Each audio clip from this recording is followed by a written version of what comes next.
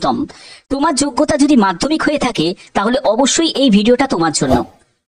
এখানে তোমাদের যদি হায়ার কোয়ালিফিকেশন থাকে তাহলেও তোমরা আবেদন করতে পারবে, কিন্তু মাধ্যমিক হচ্ছে ন্যূনতম যোগ্যতা।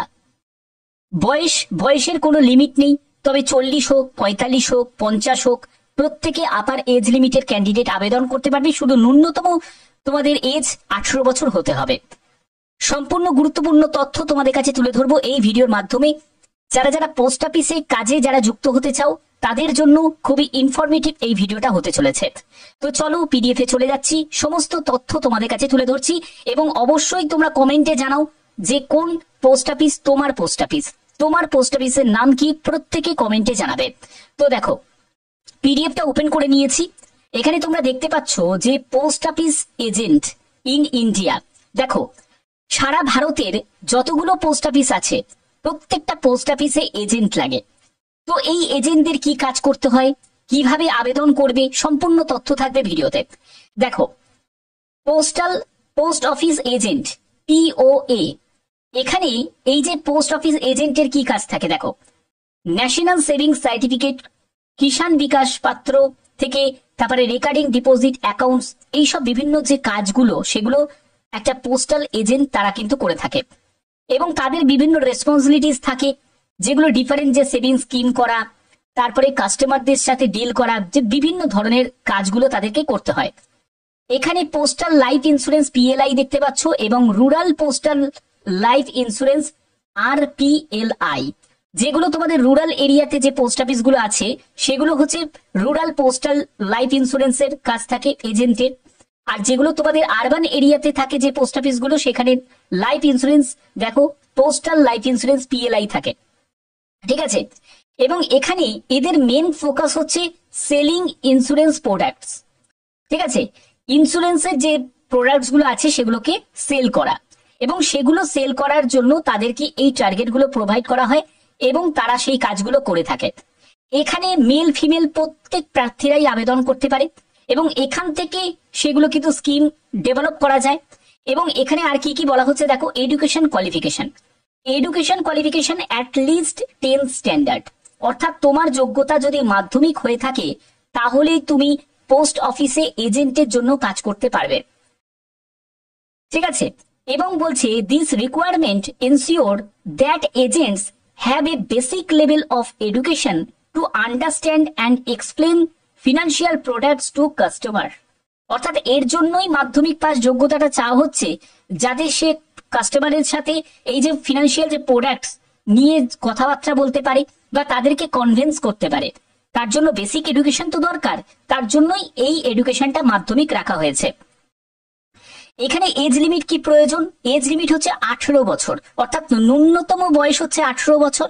এখানে ম্যাক্সিমাম এজ কিন্তু এখানে মেনশন করা নেই। অর্থাৎ দেখো এখানে তোমার বয়স যদি আমি তোমাদের বললাম যে 18 থেকে 40 হোক বা 45 হোক বা 50 হোক, প্রত্যেক এজের প্রার্থীরাই কিন্তু আবেদন করতে পারছে।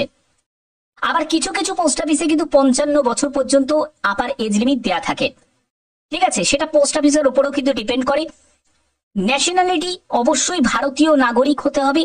প্রত্যেক রাজ্য থেকে প্রত্যেক জেলার যেসব পোস্ট অফিস গুলো আছে সেই সব পোস্ট অফিসেই কিন্তু তোমাদের এই নিয়োগগুলো করা হয়, এজেন্টে নিয়োগগুলো করা হয়, ঠিক আছে। একজন ফিমেল ক্যান্ডিডেট সেও আবেদন করতে পারে, একজন মেল ক্যান্ডিডেট সেও আবেদন করতে পারে। তোমরা অবশ্যই তোমাদের যে পোস্ট অফিসের নাম প্রত্যেকে কমেন্টে এখনই জানিয়ে দাও, প্রত্যেকে তোমার পোস্ট অফিসের নাম জানিয়ে দাও, কারণ কিছু পোস্ট অফিসের বিজ্ঞপ্তি জারি হয়ে গেছে এবং কিছু পোস্ট অফিসের বিজ্ঞপ্তি কিন্তু স্টেপ বাই স্টেপ রিলিজ হচ্ছে, ঠিক আছে। সব বলবো কিভাবে ফর্ম ফিল আপ করতে হয়, আমি প্রত্যেকটি তথ্য তোমাদের কাছে তুলে ধরবো।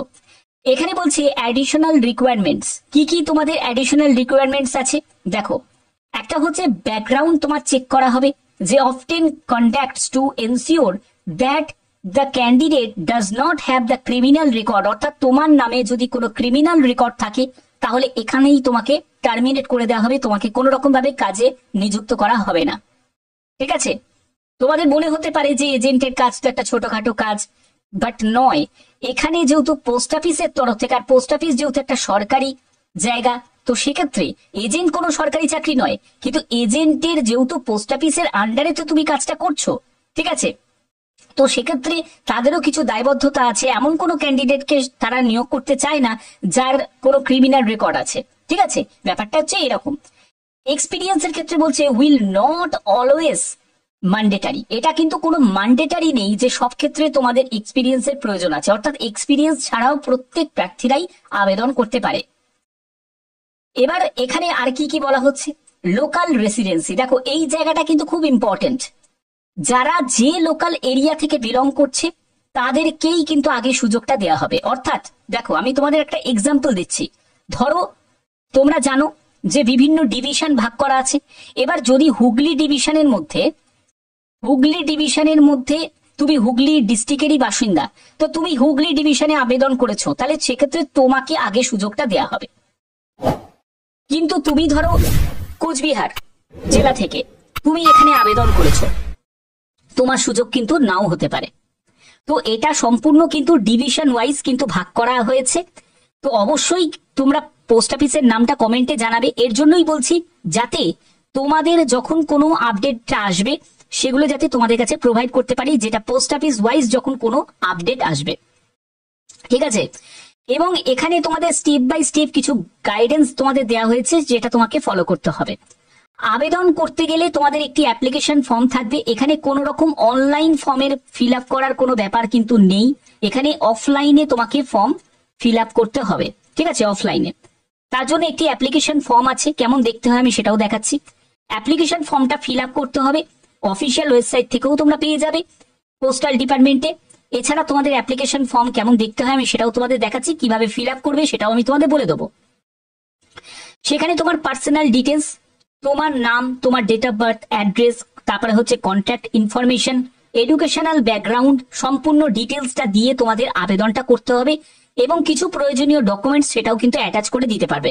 কি কি ডকুমেন্টস লাগছে, যেমন হচ্ছে আইডি প্রুফ লাগছে, সেটা voter card, Aadhaar card, passport, any other government ID proof সেটা লাগছে। আর অ্যাড্রেস প্রুফের জন্য তোমাদের যে রেন্ট এগ্রিমেন্ট বা এনি অফিসিয়াল ডকুমেন্টস যেটাতে তোমাদের অ্যাড্রেস প্রুফ প্রমাণিত হয় সেটা কিন্তু তোমাদের লাগবে। তবে আধার কার্ড দিলেও কিন্তু হয়ে যায়, বা রেসিডেন্সিয়াল সার্টিফিকেট হলেও কিন্তু হয়ে যায়, যেটা তোমরা কাউন্সিলর বা পঞ্চায়েতের কাছ থেকে পেয়ে যাবে।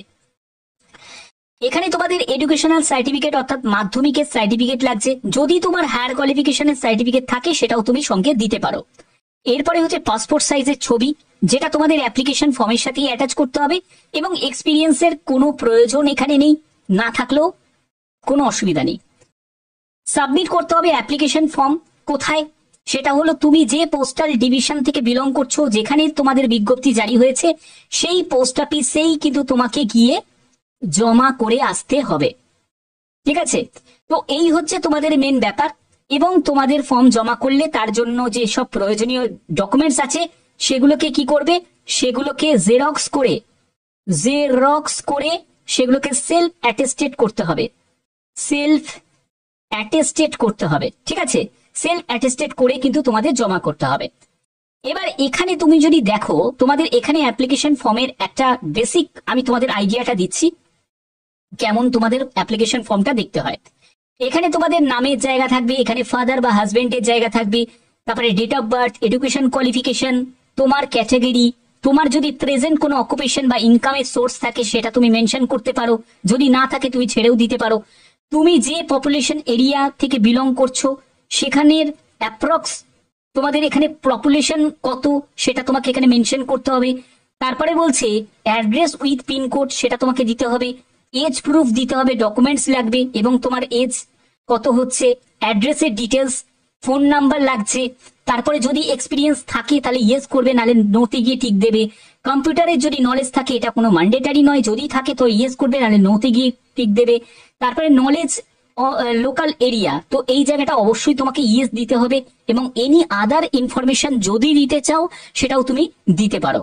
এগুলো করার পরে তোমাদের ডকুমেন্টস এর জায়গা আসবে, যেখানে 1, 2, 3, 4 করে তোমার যা যা ডকুমেন্টস তুমি দিচ্ছ সেই ডকুমেন্টস গুলোকে সঙ্গে তুমি এখানে লিখে দেবে। ঠিক আছে, তো এবার তোমাদের অনেকের প্রশ্ন জাগতে পারে যে স্যার আমরা কেমন এখানে বেতন পাবো। দেখো এখানে বেতন নয়, এখানে তোমরা যেটা পাবে সেটা কমিশন পাবে। তোমরা যে পরিমাণে তোমরা প্রিমিয়াম করাতে পারবে সেই তার ওপর তোমাদের কিন্তু একটা কমিশন তোমাদের নির্ধারিত হবে, যেটা 4%, তারপরে 10%, 20%, যে পরিমাণে তুমি প্রিমিয়াম করাতে পারবে। ঠিক আছে, সম্পূর্ণ ব্যাপারটা কিন্তু এর উপর নির্ভর করছে। তো আশা করি ব্যাপারটা ক্লিয়ার করতে পারলাম। তো যদি ভিডিওটা ভালো লাগে, আমি তোমাদের একটাই বলবো যে আমি প্রতিনিয়ত তোমাদের বিভিন্ন আপডেট গুলো প্রোভাইড করে থাকি। শুধুমাত্র রেলওয়ে, পোস্ট অফিস নয়, যে কোনো আপডেট সবার আগে তোমরা পেয়ে যাবে। অবশ্যই বলবো চ্যানেলটাকে সাবস্ক্রাইব করে রাখো এবং অবশ্যই কমেন্টে জানাও যে তোমাদের পোস্ট অফিসের নাম কি। এর আগে কিন্তু অনেকগুলো পোস্ট অফিসের জারি হয়েছে, যার আপডেট কিন্তু আমি তোমাদের কাছে প্রোভাইড করেছি। এরপরে যে সব আপডেট গুলো আসবে, সেটা আমাদের ওয়েস্ট বেঙ্গলের মধ্যে যে কোনো জেলার যখনই আপডেট আসবে, অবশ্যই তোমাদের কাছে সেই আপডেট আমি পৌঁছে দেবো। তার জন্যই বলছি প্রত্যেকে জানিও যে তোমার পোস্ট অফিসের নাম কি, অবশ্যই কমেন্টে প্রত্যেকে জানিয়ে দেবে। তো আশা করি তোমাদের ভিডিওটা ভালো লেগেছে। এরকমই যদি আপডেট পেতে চাও, অবশ্যই চ্যানেলটাকে সাবস্ক্রাইব করে রাখবে, বেল আইকনটাকে অল করে রাখবে। এখনের মতো এটুকুই, টাটা।